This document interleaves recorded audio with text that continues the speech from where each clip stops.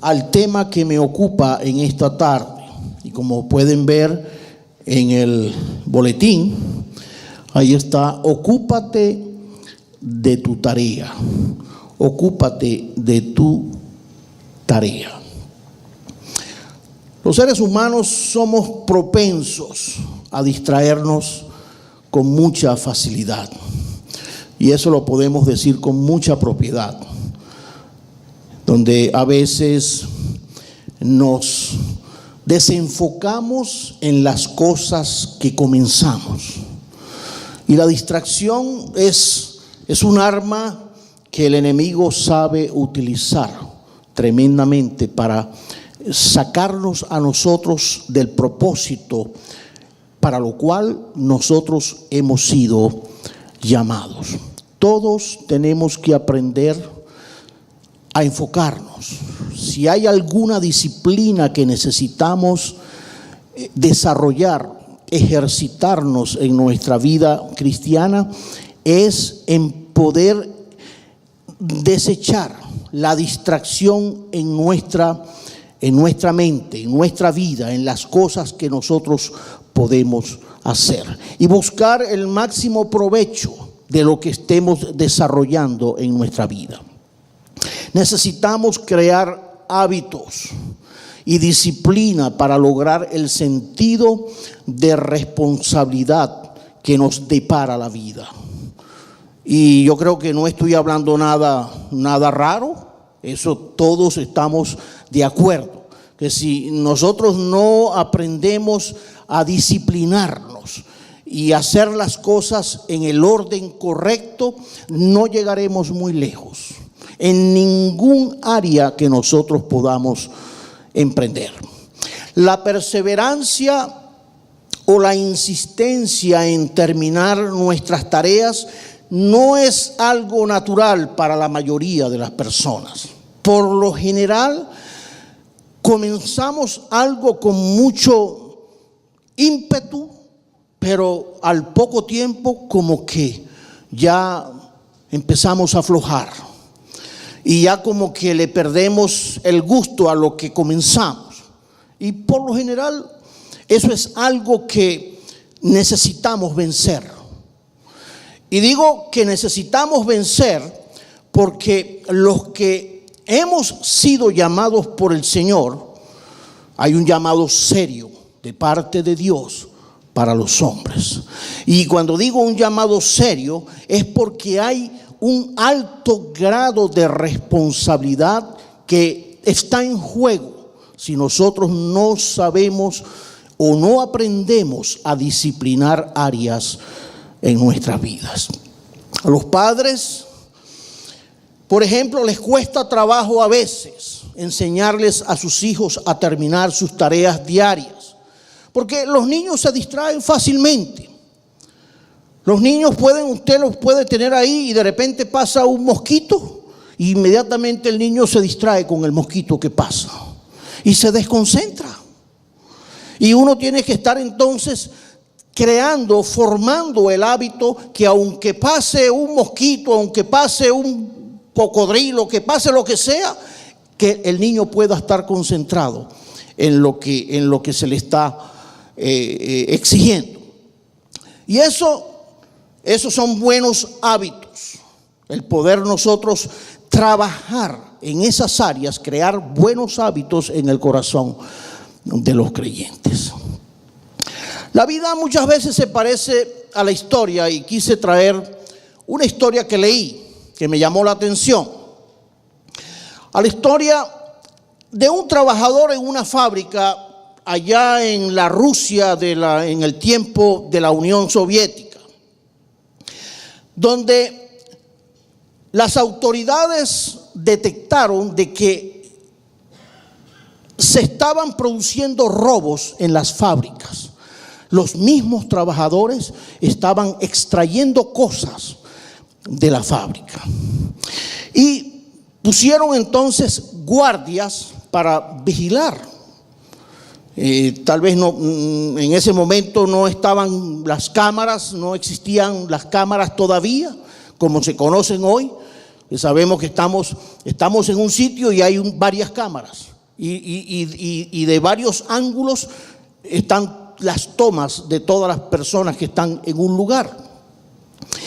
Y pusieron entonces a un guardia y observó a un trabajador que salía todos los días con una bolsa grande y pesada sobre una carretilla. Y este guardia paró al trabajador diciéndole: mira, ¿qué llevas ahí? Y el trabajador le dijo: yo llevo aserrín. Bueno, necesito que vacíes el saco para verificar. Y sí, volteó el saco y era puro aserrín. Y le dijo: bueno, está bien, ahí, puro aserrín. Eso es desperdicio. Ahí en esa fábrica botaban el aserrín. Y veía que todos los días el mismo trabajador sacaba un saco de aserrín. Hasta que el guardia, caucioso, intrigado por el saco de aserrín, un día le preguntó al trabajador: mira, disculpa, yo sé que tú estás tramando algo y que tú te estás robando algo, pero si tú me dices qué es lo que tú te estás robando, yo no te voy a hacer nada. Y el trabajador le dijo: sí, yo estoy robando. ¿Y qué es lo que tú te estás robando? Yo estoy robando carretillas. El guardia veía era el saco de aserrín, el gran saco de aserrín, pero no se percataba de que el trabajador todos los días se llevaba en una carretilla. Y eso es lo que estaba robándose. La moraleja de esto: la distracción de un guardia que está mirando, pero a la vez no está discerniendo ni entendiendo por la distracción que hay en su mente. Creo que la distracción es una de las armas que mejor utiliza el diablo. Definitivamente es una de los recursos que mejor él sabe manejar. Si él logra que nos fijemos en cosas insignificantes y nos olvidemos de lo realmente importante en nuestra vida, nos podrá robar el sentido de la vida, el propósito para lo cual Dios nos dio la vida. Porque somos proclives a distraernos con las cosas superfluas que hay en la vida, con tantas distracciones en las que el hombre vive, donde es fácil de que el hombre se hunda en el mundo de las distracciones. Dios nos llama a cada uno de nosotros, pero el mundo nos trata de distraer de ese llamado.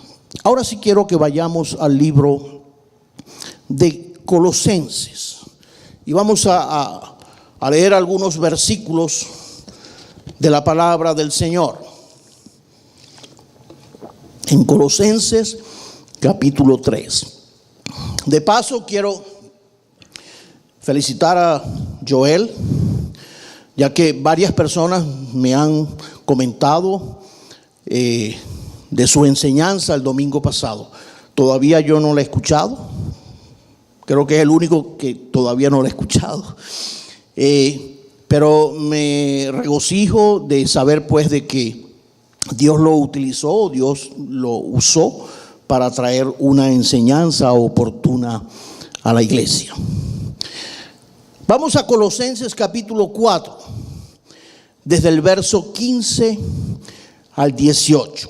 Yo pudiera incluir en esta enseñanza muchos más versículos de ese pasaje, pero simplemente vamos a hacer referencia a estos que estoy resaltando. Desde el verso 15 dice así la palabra del Señor: saludad a los hermanos que están en la Odisea, y a Ninfas y a la iglesia que está en su casa. Cuando esta carta haya sido leída entre vosotros, haced que también se lea en la iglesia de los laodicenses, y que la de Laodicea la leáis también vosotros. Decid a Arquipo, mira que cumplas el ministerio que recibiste en el Señor. La salutación de mi propia mano, de Pablo. Acordaos de mis prisiones, la gracia sea con vosotros. Amén. Gloria al Señor. Bien, la base para mi meditación en esta tarde está en el versículo 17. Ahí quiero que nos concentremos en ese texto. Cuando dice: decid, Arquipo, mira que cumplas el ministerio que recibiste en el Señor. Arquipo es un personaje. Por favor, si usted tiene un hijo, no le ponga ese nombre, porque lo mata. Arquipo, nombre un poco extraño en nuestra cultura, pero ese era el nombre de una persona que fue clave en el desarrollo de la iglesia allá en Éfeso, en Colosas, perdón. Este hombre, Arquipo, había recibido un llamado del Señor. Dios lo había llamado a su servicio. Y ahora Pablo le dice: lleva a cabo la tarea que has recibido. Cumple con lo que se te asignó. En otras palabras, parafraseándolo, haz la labor que se te ha encomendado. Cumple con tu ministerio. Y qué bonito cuando uno escucha el llamado y la exhortación. La exhortación desde el punto de vista edificante, desde el punto de vista de la bendición que significa el poder servir al Señor. Hay personas que se molestan cuando uno tal vez les llama la atención en el amor del Señor y les dice algo así como esto: mira, cumple tu ministerio, cumple con lo que se te ha asignado. Y algunos como que arrugan la cara porque no les gusta tal vez que le llamen la atención, la amonestación. Pero yo creo que más bien es un privilegio el hecho de que nos recuerden a nosotros la iniciativa de Dios en promovernos y en ponernos en un lugar de servicio. Yo siempre he dicho de que no hay nada más, no hay nada mejor que poder servir al Señor. ¿Cuánto lo creen? Veo que no hay mucha convicción en lo que estoy diciendo. ¿Cuántos creen que hay realmente una gran bendición en servir a Dios? Aleluya. Miren, no tenga duda de eso. Que yo sé que hay un precio que pagar por ese llamado y por el servicio, eso es otra cosa. Pero ciertamente es un privilegio y es una bendición el poder servir a Dios. Aleluya. Dios nos extiende un llamado a todos nosotros y nos dice que lo llevemos a cabo también. ¿Quién fue Arquipo? Porque es un personaje un poco inédito, escondido. Tal vez no se habla mucho de este personaje, tal vez algunos ni siquiera nunca lo habían escuchado. Arquipo simplemente fue un hombre que Dios utilizó en el desarrollo de esa iglesia allá en el primer siglo. Se le menciona también en el libro de Filemón, en el verso 2. Dice así: y a la amada hermana Apia y a Arquipo, nuestro compañero de milicia, y a la iglesia que está en su casa. O sea, en la casa de Arquipo funcionaba una iglesia. En su casa entonces se había abierto para predicar la palabra, para instruir, para enseñar a otros en el conocimiento de la palabra de Dios. Vivía en Colosas. Había una iglesia en su casa. Se dice que Arquipo era hijo de Filemón y de Apia, fieles colaboradores de Pablo. Arquipo entonces era un joven, así como Timoteo también lo era, misionero activo, siervo del Señor. Pero, aquí surge el primer pero, el bendito pero, que siempre surge como para enturbiar un poco los atributos y las cosas buenas que nosotros tal vez podamos tener. Surge el pero de que a veces fue poco cumplidor del ministerio que se le había asignado. Posiblemente Arquipo era el copastor ahí en la iglesia, porque esa iglesia que funcionaba en su casa estaba pastoreada por Epafras. Era el pastor de esa congregación. Se dice que él fue el que sembró la iglesia, esa iglesia que creció allá en la tierra de Colosas. ¿Qué le dice Pablo? Ocúpate de la tarea que recibiste del Señor. No te dejes distraer por otras cosas. No olvides lo que Dios te ha llamado a hacer. Acuérdate de tu llamado. Acuérdate de tu llamado. Acuérdate del día en que Cristo se manifestó a tu corazón. De ese momento en que tuviste esa relación íntima con el Señor, donde tu corazón fue quebrantado y donde sentiste algo especial que a veces ni siquiera con palabras se pueden describir. Y yo sé que los que somos creyentes y que hemos nacido de nuevo saben de lo que estoy hablando. De experiencias que marcan el corazón de un creyente, de un hijo de Dios. Y que esa experiencia que nos trajo a nosotros una determinación, la determinación de empezar a caminar en los caminos del Señor. La determinación de darle la espalda a la vida pecaminosa. La determinación de empezar a obedecer al que nos estaba llamando, a Dios. Y esto es interesante porque es la experiencia que marca, que sella el corazón de un creyente. Donde no queremos otra cosa sino ahora vivir para la voz de ese llamado. Queremos ahora es encaminar, encauzar nuestra vida ante la experiencia que le dio un giro a nuestra vida y que nos hizo ahora vivir y que nos hizo ahora entender y conocer realmente el propósito de la vida que Dios nos dio. Amén.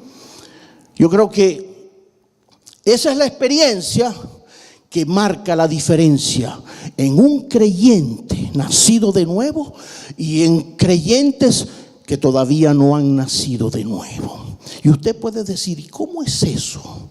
Sí, porque hay dos tipos, los dos son creyentes, entran dentro de la categoría de creyentes, pero unos son nacidos de nuevo y otros no son nacidos de nuevo.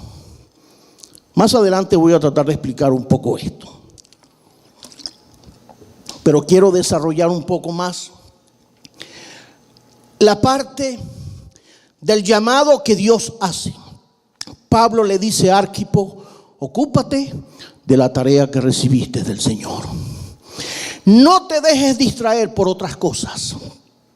No olvides lo que Dios te ha llamado a hacer. Acuérdate de tu llamado. Estas son palabras bien importantes en nuestra vida y que muy fácilmente tendemos a olvidar y que a veces no terminamos de mirar, de ver el tamaño, el calibre del llamado que Dios nos ha hecho. Mire, Dios cuando llega al corazón de la gente, de la persona, literalmente Dios saca a esa persona de la oscuridad espiritual en la que estaba y lo trae entonces a la luz de la verdad que ha sido revelada por Dios. Se cae un velo en la ignorancia espiritual de la persona y ahí se produce entonces el efecto que genera al creyente, al nuevo creyente. Empezamos a creer, empezamos a verle, a tener sentido, a verle el sentido a muchas cosas que antes no entendíamos. porque antes simplemente estábamos sumidos en la religiosidad, en los patrones religiosos que heredamos de nuestras casas, de nuestros pueblos, de nuestras tradiciones. Pero algo ocurrió cuando la luz de Cristo llega a nuestra vida. Y eso entonces empieza ahora a producir un efecto en el corazón de ese nuevo creyente. Pero todo no se queda ahí. Eso simplemente es el down payment, la cuota inicial que Dios pone, que Dios nos da, para que nosotros entonces empecemos ahora a respirar una nueva atmósfera. Empecemos a ver las cosas desde el punto de vista que Dios la mira. Y ahí nos damos cuenta del mundo de pecado que está a nuestro alrededor, porque nosotros éramos parte de eso. Pero no nos dábamos cuenta. Cuando estábamos sumergidos en el pecado, no mirábamos la dimensión del gran problema en la que estábamos metidos. Pero una vez que Dios nos saca de ahí, empezamos ahora a ver la diferencia entre el mundo sin Cristo, y ahora cuando uno es creyente. Que somos ahora confrontados por esta verdad, por la palabra del Señor. Pero confrontados no para destruirnos, sino confrontados al contrario para bendecirnos, para edificarnos, para nuestro bien, para nuestro crecimiento, para nuestro desarrollo, para que nosotros podamos madurar estas verdades en nuestro corazón y poder echar raíces profundas en esta fe en la que Dios nos ha puesto. Amén. Esa experiencia es la experiencia que Dios está procurando en el corazón de todos los creyentes. Dios no quiere creyentes que se pierdan. ¿Y será posible eso? Por supuesto que sí. La Biblia dice de que hasta el diablo cree. El diablo cree y tiembla. El diablo es un creyente. Eso lo enseña la palabra de Dios ahí en el libro de Santiago. El diablo cree y tiembla ante las verdades de Dios. Pero yo no quiero ser un creyente como el diablo. Yo necesito ser un creyente nacido de nuevo, convencido de las verdades de Dios, para yo poder entonces empezar a nutrirme, empezar a crecer, empezar a tener la seguridad, la certeza del llamado de Dios a mi vida. Todos y cada uno de nosotros estamos llamados a eso. Ocúpate de la tarea que recibiste del Señor. Y esto nos lleva a nosotros a meditar en lo siguiente. Hay 3 llamados importantes en la vida de un cristiano y los quiero mencionar. El primero es el llamado a la salvación. Bendito el día que Cristo llegó a nuestras vidas. ¿Cuántos recuerdan ese día? Le comentaba a Juan Carlos hace rato que ese día yo lo tengo tan fresco, pero tan fresco, que pareciera que hubiera ocurrido ayer o hace muy pocos días. Es algo que se quedó grabado en mi mente. El día que Cristo vino a mi vida y me dio la salvación. Es un día que marcó mi vida para siempre. Y eso hace muchos años. Pero yo lo recuerdo vívidamente. ¿Por qué? Porque esa es mi experiencia, la que yo viví con el Señor. Y cada uno de ustedes tiene su propia experiencia con el Señor. Mire, eso es un tesoro. Eso es como una llave maestra que Dios nos da, donde nosotros podemos sentirnos dueños. El que tiene la llave tiene entonces el control. Puede entrar y puede salir, puede llegar, tiene la confianza de que hay un lugar donde llegar.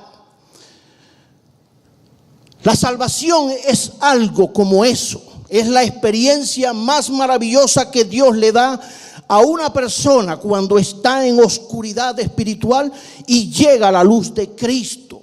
El primer es el llamado a la salvación. Dice Judas en su primer versículo, su único capítulo, dice: a los que son amados por Dios el Padre, guardados por Jesucristo y llamados a la salvación. Hemos sido llamados a la salvación. Ese es el primer llamado que yo quiero destacar. Hemos sido llamados a la salvación, para ser salvos. Dios nos llama para ser salvos.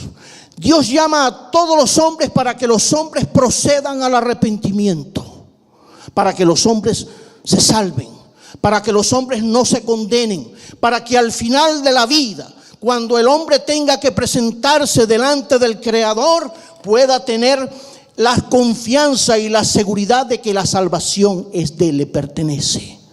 Amén. Qué triste es ver a un mundo que no tiene la salvación, y a un mundo que perece, gente que todos los días se van. Las estadísticas son tremendas. Ayer me puse a ver algunas de esas estadísticas. Me encanta cuando veo los cuadros estadísticos de cómo se mueven las cosas en el mundo. Y mire, todos los días son casi 300,000 personas que se van de este mundo, que mueren todos los días. Y uno dice, 300,000 personas, imagínense. ¿Y cuántas de esas personas no se van sin Cristo? No se van sin la seguridad de la salvación a la eternidad. Esas son cosas que nos ponen a nosotros a reflexionar y a pensar. Hay una gran bendición en los que han sido llamados a la salvación. Es el más grande regalo que el hombre puede recibir en este mundo. Mire, usted se puede ganar la lotería. No juegue la lotería. La gente se puede ganar la lotería. A usted le pueden regalar un Rolls Royce o el carro de sus sueños, o lo que usted quiera, lo que le pase por la mente. Pero nada comparable con la salvación de nuestra alma. Porque ¿qué es la vida del hombre? Y ahí va la palabra. ¿Qué es la vida? ¿Qué aprovecha el hombre si logra todo en este mundo, pero al final pierde su alma? ¿Qué hizo? ¿Cuál fue el negocio que hizo en atravesar por esta vida, en acumular mucha riqueza, distraído por las cosas que el mundo le ofrece, pero sin mirar realmente la carretilla, la salvación?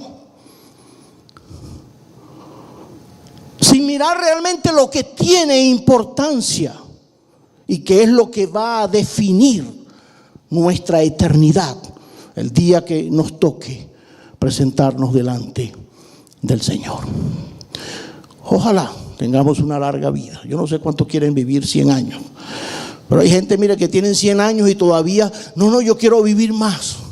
Temor a la muerte, la inseguridad de no saber qué hay más allá de la muerte. Pero cuando uno está sembrado en la palabra del Señor y la confianza en Dios, mire, podemos exclamar entonces como el apóstol Pablo, que para él morir era ganancia.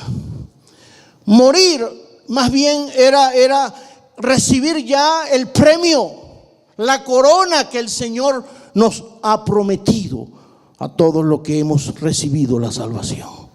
Aleluya. ¿Cuántos alaban a Dios? ¿Cuántos tienen la seguridad de la salvación? No dude de la salvación si es que realmente usted la ha recibido de parte del Señor. Cada vez que se presenta el Evangelio, se está presentando la oferta de salvación al hombre. Cada vez que la iglesia proclama las verdades de Dios, es una oportunidad para que el hombre se apropie del llamado de la salvación. ¿Cómo ha respondido usted a ese llamado? Y esto es una pregunta legítima. ¿Saben por qué? Por ahí está esto que escribí. Espero que se lo hayan repartido a todos. ¿Realmente soy cristiano? Y cuando yo leo esto, cuando yo analizo esto, a la luz de la verdad de Dios, vemos la confusión que hay en mucha gente. Que mucha gente piensa que es cristiano, pero a la luz de la palabra del Señor no lo es. Pero están convencidos de que sí son. Y ahí está el gran dilema. Ahí está el gran problema del hombre. Y por eso entonces las denominaciones, por eso la diversidad, por eso unos dicen una cosa y otros dicen otra. Pero a la luz de la palabra, mire, la palabra no se equivoca.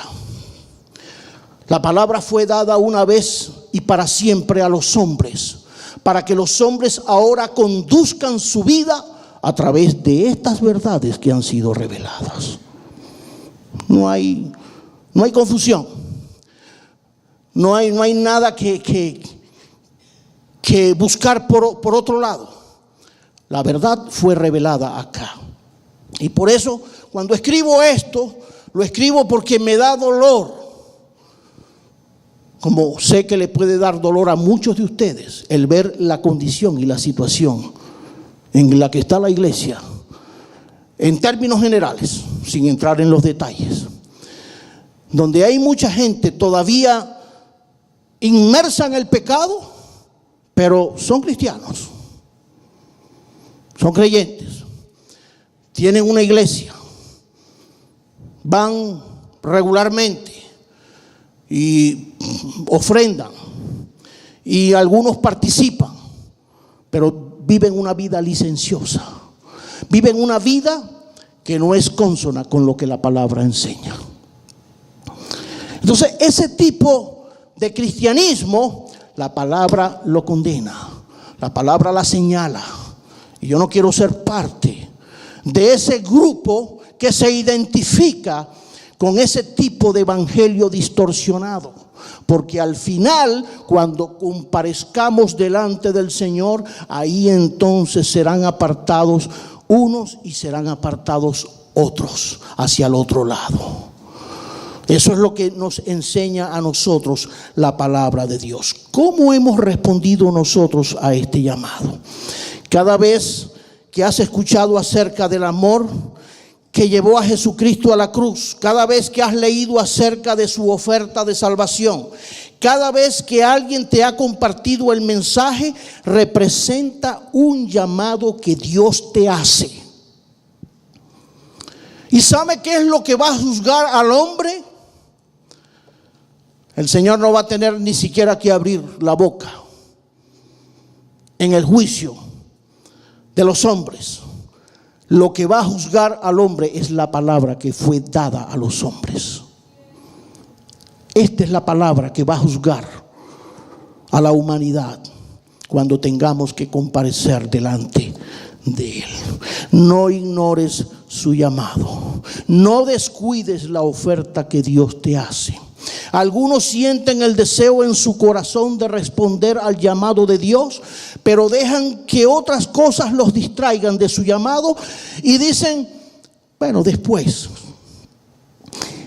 Y lo van posponiendo. Estoy muy joven. Los que son jóvenes dicen, no, yo soy muy joven para el evangelio. Tengo una vida por delante, tengo muchos proyectos. Mire, todavía estoy soltero y me quiero casar. Refiriéndome a los jóvenes, ¿no? Yo estoy casado ya, ¿no? Por el que cualquiera que no sepa. Y se pospone después. Y lo van dejando para después. Sin entender de que es el llamado de salvación que Dios te está haciendo.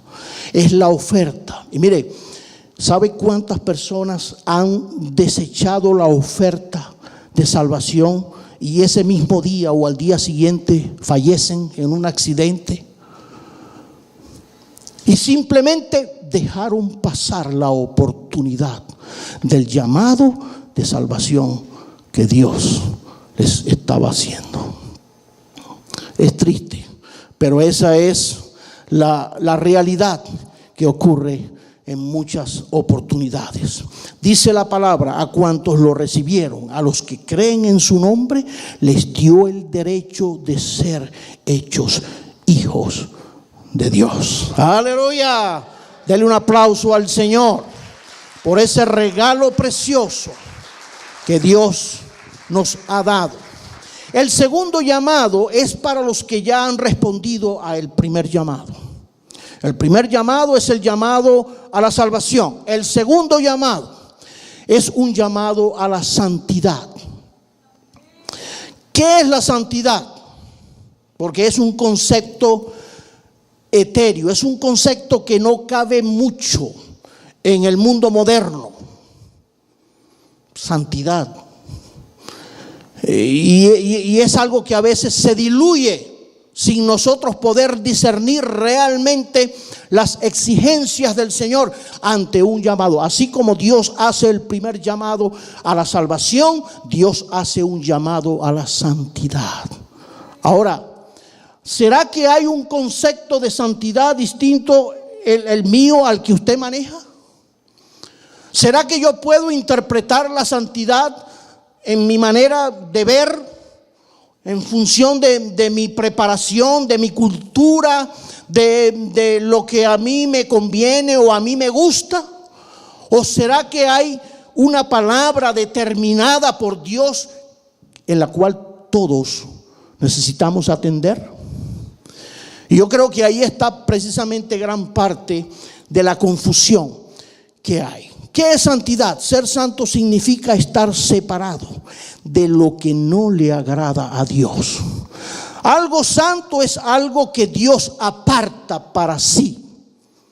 Cuando Dios llega a su corazón y a su vida, ya Dios lo tomó. Ya usted ahora le pertenece a Dios. Ya usted no se pertenece a usted mismo. Ahora usted tiene dueño. Y ese dueño es Dios. Y Dios es un Dios santo. Y todo lo que Dios toma y todo lo que Dios aparta es santo para Él. Amén. Y yo sé que surgen cosas, dicen, bueno, pero yo no soy tan santo. Mira nada más lo que hice ayer. Y yo sé que ahí está la conciencia despierta. Y viene el enemigo, ¿verdad?, a soplar sobre esa conciencia acusadora. Que aunque recibiste a Cristo, sabe que has cometido cosas que no le agradan a Dios. Pero déjame decirte una cosa. Aún así, sigue siendo santo. Porque santo es todo lo que Dios toma para sí. Y aunque persistas en una situación y en una condición, la obra que Dios empezó en ti, Dios la va a continuar. Dios te va a procesar. Dios, entonces, hay hijos donde Dios no solamente lo pasa por el sedazo. ¿Saben lo que es un sedazo? Ahí donde se cierne la arena. Hay personas que nada más necesitan cernirlos.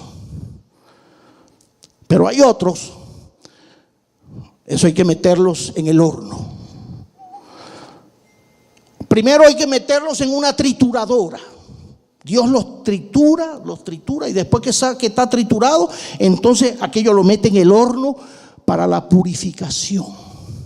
Son parte de los procesos de Dios en la vida. Y sí, yo sé, nos reímos, pero es parte de las escuelas a las que nos estamos exponiendo, lo que hemos sido llamados por el Señor. Fuimos llamados a la salvación. Ahora somos llamados a la santidad. Y hay algo que quiero destacar. Porque la salvación tiene fecha en nuestros recuerdos, en nuestra agenda hay una fecha que recordamos cuando Cristo llega a nuestra vida. Yo jamás me podré olvidar de ese 23 de diciembre del año 75, 7:20 de la noche. Nunca se me podrá olvidar esa fecha, cuando Cristo llega a mi vida. Pero esa fue una experiencia, ahí se quedó, ahí quedó, es mía, pero simplemente fue el down payment, la cuota inicial, para yo empezar ahora a caminar dentro de una nueva experiencia. Esa experiencia, ese llamado a esa experiencia de crecimiento se llama entonces el proceso de la santidad en mi vida. Donde estábamos contaminados con muchas cosas del mundo y ahora Dios necesita procesarnos, depurarnos.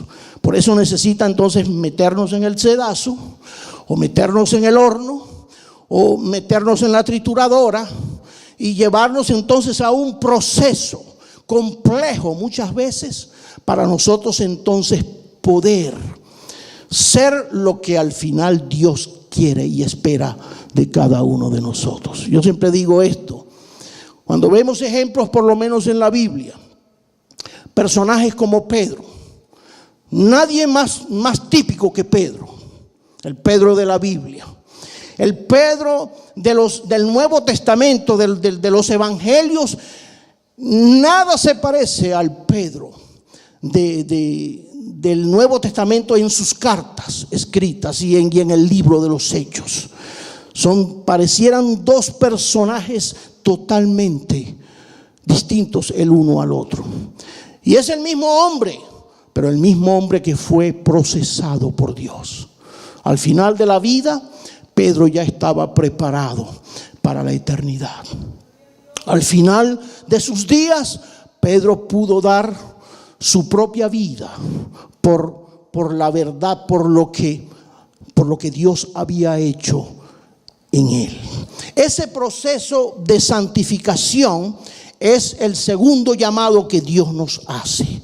Los que hemos reconocido a Jesucristo como nuestro Señor y Salvador, hemos sido separados para su uso.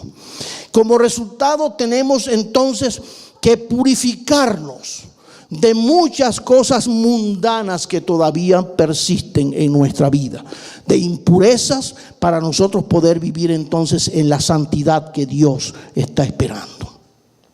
A veces la santidad se convierte en una lista de reglas externas. Y aclaro esto, en algunas iglesias se manejan conceptos de santidad. La santidad se define como la ropa que usted usa, o se define tal vez por el tipo de pelo que usted lleve, de cómo se arregla el cabello, o por los lugares que usted pueda frecuentar. El problema con esta clase de santidad es que pronto puedes caer en lo que se conoce como legalismo. Quítate, ponte, arréglate, baja, sube. Y entonces empezamos a establecer normas humanas que Dios no tiene nada que ver con esas cosas. Dios está bregando con una condición en el corazón del hombre. Cuando el corazón del hombre o de la mujer es sanado y transformado por Dios, entonces todo lo demás se produce. Y usted entonces será dirigido por Dios a cortar, a quitar, a poner y hacer lo que usted quiera. Pero eso es Dios en su vida. Pero cuando son imposiciones por iglesias, entonces esa es una santidad ficticia, una santidad que muchas veces la gente pasa de un legalismo y se van al otro extremo. El otro extremo es el liberalismo. Entonces salen de una iglesia bien legalista y terminan en una iglesia bien liberal, que hasta discoteca tienen dentro de la iglesia y bailan hasta con el pastor. Los extremos, y los hay. O sea, estoy hablando de cosas reales que hay hoy día en el mundo, en el espectro del mundo pseudo cristiano hay todas estas cosas. Pero esa no es la santidad de la cual Dios está hablando. Dios está buscando una verdadera santidad en el corazón de sus hijos. Eso es lo que Dios está buscando. Porque Dios conoce nuestro corazón. Mire, antes de que el pensamiento llegue a nuestra mente, ya Dios conoce el pensamiento y conoce la intención de ese pensamiento. Tremendo. O sea, hasta en eso nosotros estamos llamados a cuidar nuestros pensamientos, lo que pensamos, lo que meditamos. Por eso cuando llegan esos pensamientos sucios, turbios a nuestra mente, inmediatamente hay que reprenderlos, porque sabemos de dónde vienen, de dónde proceden y quién los está sembrando y quién les está soplando sobre nosotros con pensamientos que no vienen de Dios. Porque nosotros estamos llamados aún a cuidar nuestra manera de pensar. Aleluya. El liberal, en la persona que cae en el otro extremo, en el liberalismo, no hay nada que diferencie el estilo de vida que vive con la mayoría de la gente del mundo. Entonces se produce ese mimetismo. Dicen que son cristianos, pero no viven como cristianos. Viven como cualquier hijo de vecino, cualquier mundano. En fiesta, en parranda, sin diferencias. Ve las mismas películas que ve el inconverso, lee las mismas revistas, frecuenta los mismos sitios. Y no hay una señalización, no hay una claridad en el llamado que Dios nos hace. Por eso surgen preguntas: ¿qué cosas debemos sacar de nuestra vida ante el llamado de la santidad de parte del Señor? ¿Qué cosas deben cambiar? Y cada uno de nosotros conoce su historia. Conocemos el piso que estamos pisando y el suelo en la que estamos caminando y en las cosas donde nos estamos metiendo. Dios conoce los corazones. Por eso yo siempre he sido enemigo de crear iglesias o de crear iglesia con diáconos tipo policía. Hermano César, por favor, vigíleme a ver a dónde se fue fulanito de tal. Vaya hasta allá, por favor, y sígame ese carro. Soy enemigo de eso, hermano. ¿Sabe por qué? Porque la obra es de Dios. La obra es del Señor. Y cada quien es responsable. Yo estoy llamado a decir la verdad, a predicar la palabra, a no encubrir, a no tapar las cosas. Y Dios se encargará entonces de bregar en el corazón de cada quien. Por eso a veces que se cometen muchas injusticias dentro de iglesias que imparten disciplinas bien severas. Conocí hace muchos años iglesias, disciplinas hasta de 3 años sobre un creyente. Wow. Y hay cosas que a veces no las entendemos, porque la Biblia dice que si el pecador se arrepiente, el pecador puede pecar hoy y ese mismo día se arrepiente y llora por su pecado, la Biblia dice que recibe misericordia y perdón de parte del Señor. Y eso está en la Biblia. Pero la disciplina del hombre persiste por 3 años. Dios lo perdonó hace 3 años atrás, pero el hombre lo sigue castigando. ¿Qué quiero decir con esto? De que la obra es de Dios en el corazón de sus hijos. Amén. La obra es del Señor. Bendito sea el Señor. Tercer llamado y último llamado para ir cerrando nuestra enseñanza. El tercer llamado es el llamado al servicio. Este es el llamado que Pablo le instó a Arquipo a recordar. Para él su tarea consistía en ser líder de la iglesia. Dios le había llamado a esto, pero el llamado a servir no es solo para los pastores o para los misioneros. Y hay a veces ese concepto metido en la mente de la gente, de que el llamado nada más son para los que se montan aquí arriba y los demás simplemente somos espectadores. No, el llamado de Dios, cuando Dios llama para salvación, Dios llama para santificación y Dios llama para servicio. ¿Cuántos dicen amén? Dios llama para servir. ¿Y cómo puedo servir? ¿En qué puedo servir? Porque a veces nos ubicamos, pero yo no soy músico. Sí, yo sé que si tú no eres músico, no puedes servir como músico aquí, porque si no, aquí salimos todos corriendo del desastre que se formaría, ¿verdad? Pero sabemos de que en algo nosotros podemos servir. Y qué bendición es cuando yo entiendo de que simplemente el hecho de disponerme para Dios y yo poder compartir con otra persona el amor de Dios que ha sido derramado en mi vida, cuando yo puedo servir a un vecino, cuando yo puedo servir con regocijo a alguien, compartiéndole las buenas nuevas de salvación, sirviéndole, cosa que tal vez yo antes no hacía, entonces de esa manera yo estoy ejercitándome en el llamado a servir a Dios. Por eso dice la palabra, mire, que hasta un vaso de agua que nosotros le demos a alguien, Dios lo contabiliza. Y usted tal vez, ¿cuántos vasos de agua no habrá dado, verdad? Hace años, y usted dice, ni se acuerda, pero esos están registrados allá. Y el día que comparezcamos delante de Dios, aparecerán todos esos vasos de agua, así, todas las cosas que nosotros pudimos haber hecho.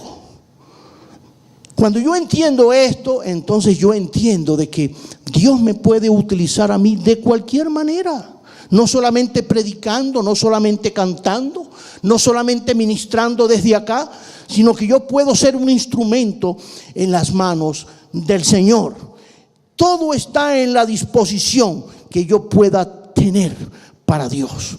Es un llamado, el llamado de servicio es un llamado para los jóvenes, para los adultos, para los hombres y mujeres, para todos los que han creído en el Señor. Por eso dice el verso 15, uno de los versos que leímos en el contexto de la enseñanza, cuando dice de una mujer llamada Ninfas, que puso su casa al servicio del Señor y una iglesia se reunía en la casa de ella.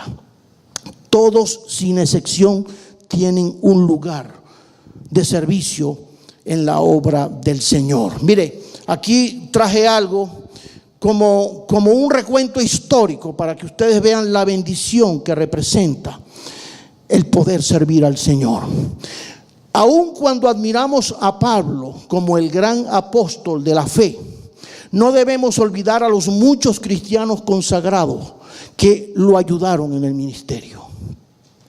Ningún pastor, evangelista o misionero puede hacer la obra del Señor solo.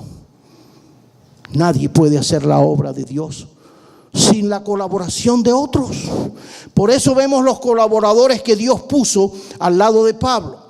Tíquico, aquí simplemente los voy a nombrar rápidamente. Tíquico trabajó con Pablo por 3 años en la iglesia de Éfeso. Se le encomendó entregar las cartas a los colosenses y a los efesios y cumplió fielmente con la encomienda que se le había dado.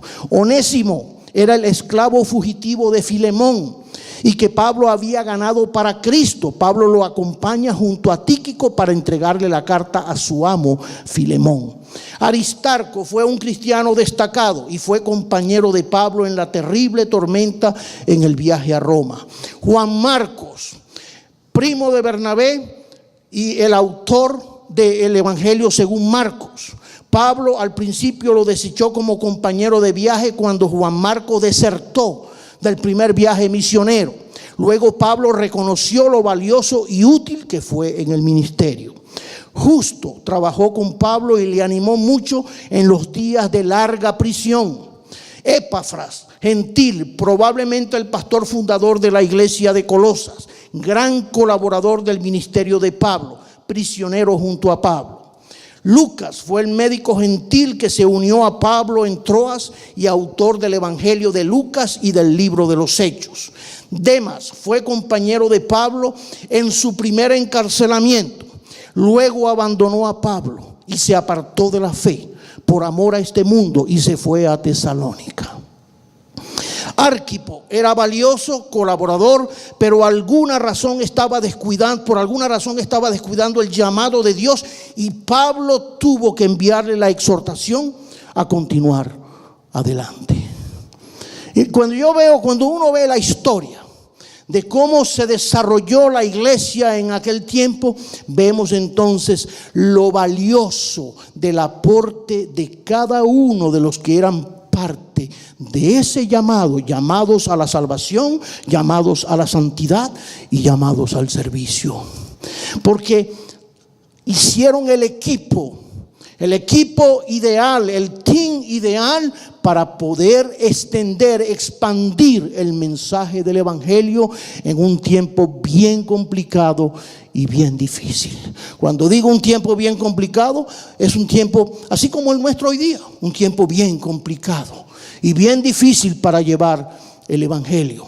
Difícil, pero no imposible, para poder seguir pregonando y para poder seguir haciendo el llamamiento, el ministerio a la cual Dios nos ha llamado como hijos de Dios. Amén. Bendito sea el Señor para siempre. Alabado sea el Señor para siempre.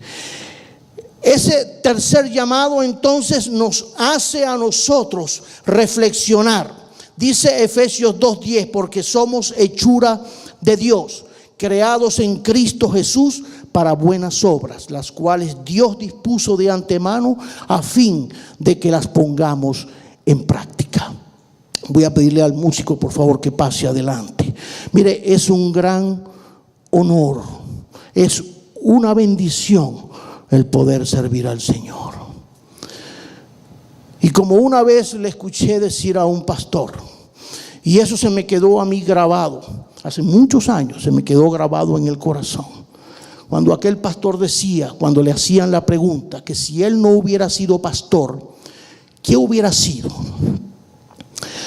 Y él dice, mire, su respuesta fue, si Dios me diera a mí la oportunidad de morir y volver a nacer otra vez como ser humano, yo no quisiera otra cosa sino volver a ser pastor.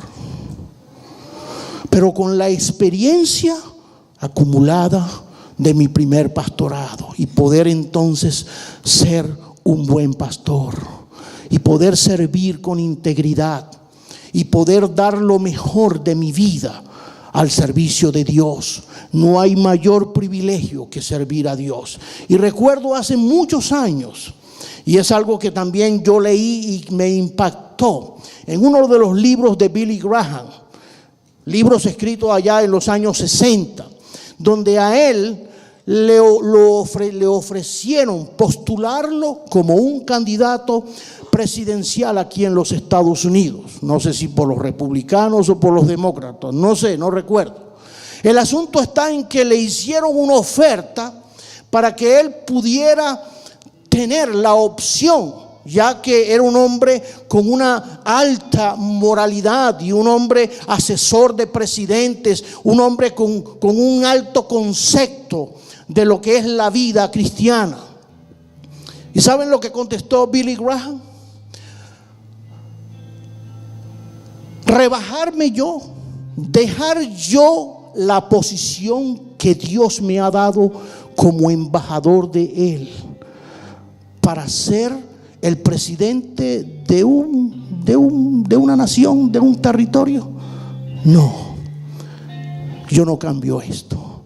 No cambio el privilegio de poder ser un ministro de Dios, un embajador para las naciones, donde podamos proclamar las bondades y las virtudes de Dios a un mundo que necesita a Cristo. Si hay algo que el mundo necesita, es a Cristo, y de eso estamos convencidos.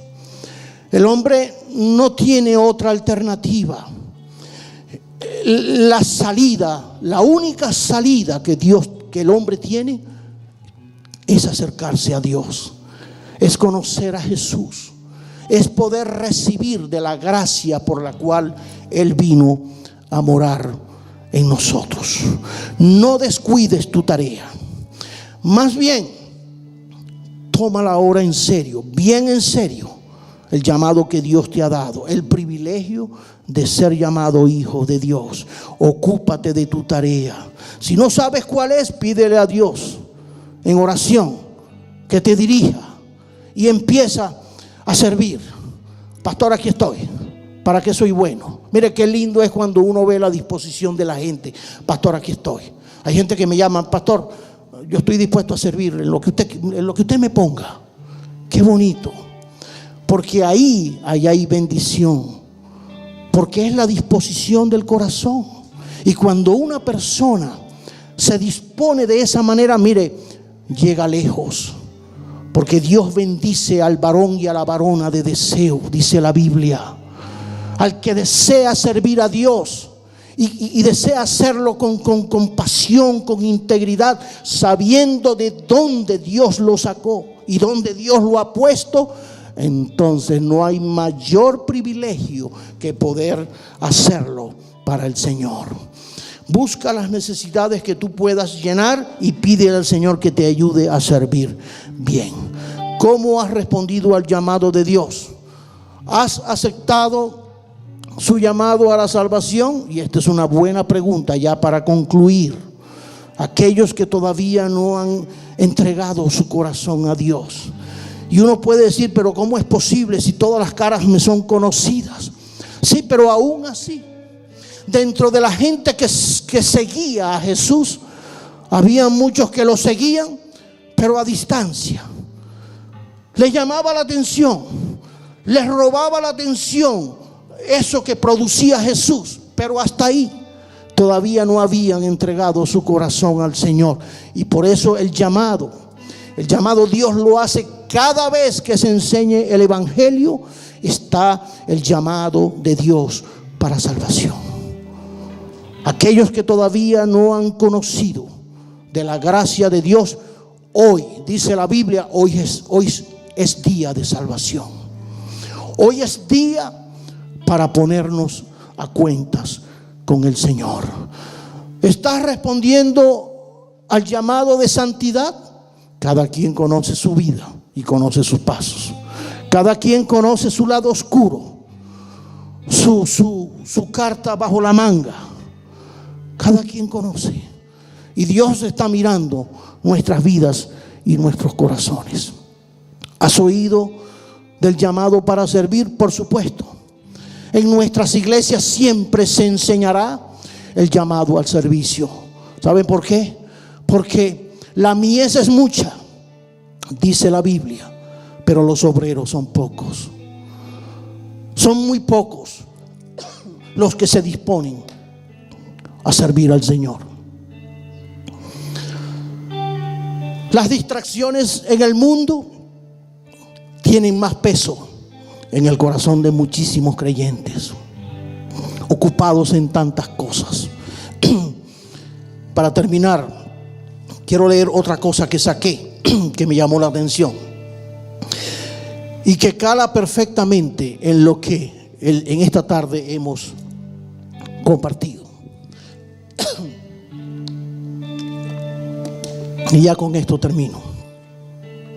Satanás convocó una convención mundial de demonios y en su discurso de apertura dijo: no podemos hacer que los cristianos dejen de ir a sus reuniones espirituales. No podemos evitar que lean la Biblia y conozcan la verdad. No podemos evitar que formen una relación íntima con su Salvador. Una vez que establezcan esa conexión con Dios, nuestro poder sobre ellos se pierde. Así que déjenlos asistir a sus congregaciones, déjenlo que tengan sus reuniones, sus cenas familiares, sus actividades. Pero eso sí, róbenle su tiempo. de manera que no tengan tiempo para desarrollar una verdadera relación con Dios. Distráiganlos durante todo el día. ¿Cómo haremos eso?, gritaron los demonios. Y les dice: manténgalos ocupados en las nimiedades de la vida, en las cosas sin importancia de la vida. Inventen innumerables proyectos que ocupen sus mentes. Tiéntenlos a gastar, gastar y gastar. Persuadan a las esposas para que vayan a trabajar por largas horas, y a los esposos a trabajar 6 a 7 días cada semana, o de 10 a 12 horas al día, hasta que queden cansados y sus bolsillos vacíos. Por nada del mundo los dejen pasar tiempo con sus hijos y seres queridos. A medida que sus familias se fragmenten pronto, sus hogares no serán un escape a las presiones del trabajo. Tiéntenlos a que escuchen sus radios con programación mundana. Siempre que conduzcan sus vehículos, música mundana. A que mantengan constantemente encendido en sus hogares sus televisores, sus DVD, y su mundo toque constantemente música degradante con letras obscenas. Inunden sus correos con basuras, catálogos, rifas, loterías, servicios y falsas esperanzas. Llenen las mesas del centro con revistas y periódicos con bellas modelos delgadas y todas estas cosas. Mantengan a las esposas demasiado agotadas para no atender a los esposos. Ellos empezarán a buscar en otra parte rápidamente. Emocionen a los hijos con las nuevas tecnologías para que lleguen a pensar que las cosas materiales son importantes.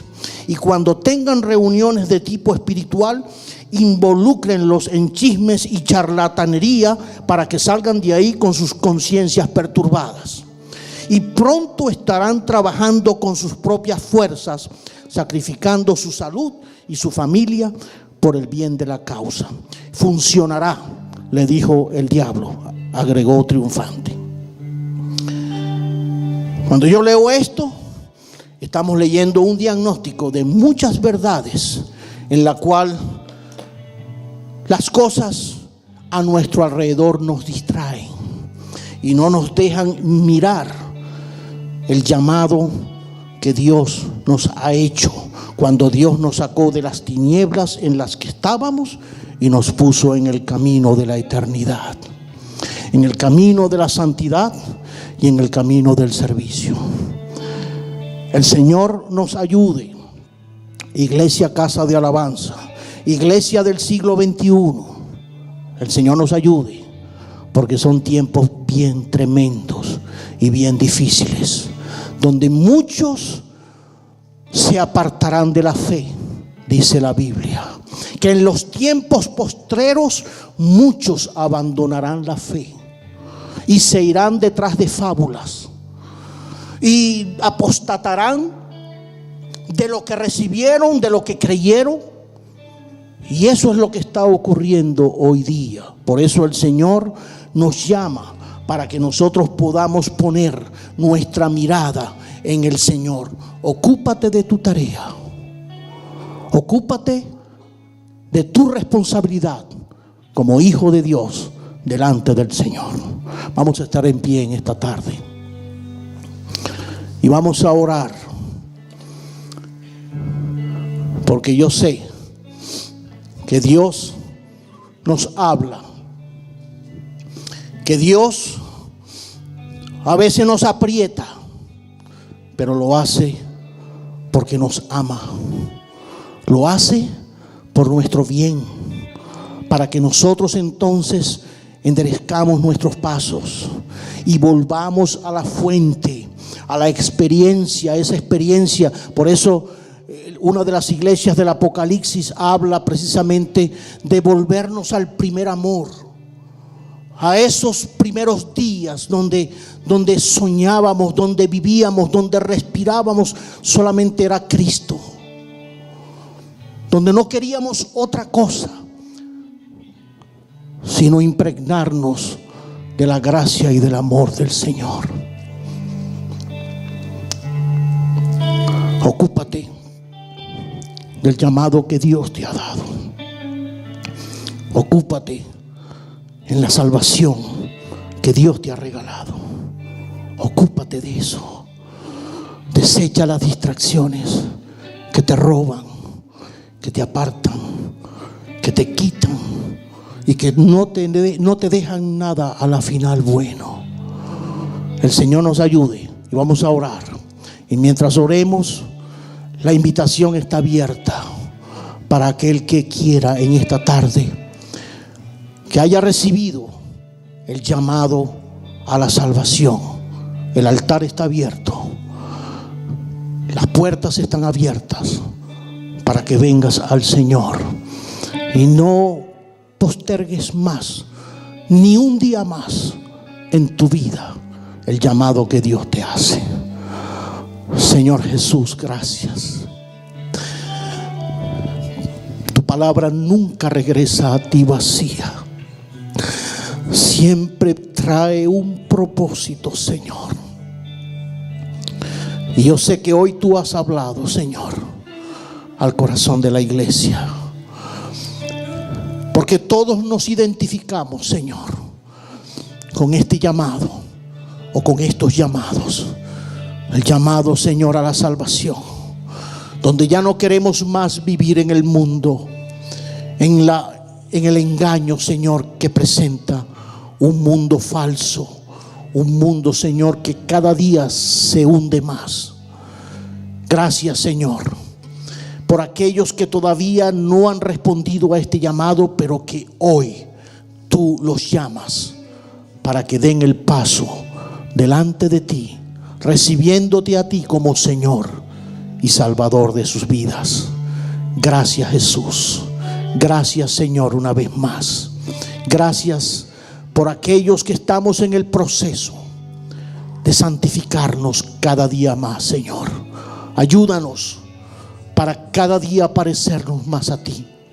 Que podamos desechar todas las artimañas, todas las distracciones del mundo y del diablo sobre nosotros, Señor. Y que podamos enfocarnos en el llamado que tú nos haces. Y que todo esto se resuma en servirte, Señor. Hacerlo con gozo, con integridad, con pasión, sabiendo que lo hacemos para ti, para la gloria y honra de tu nombre.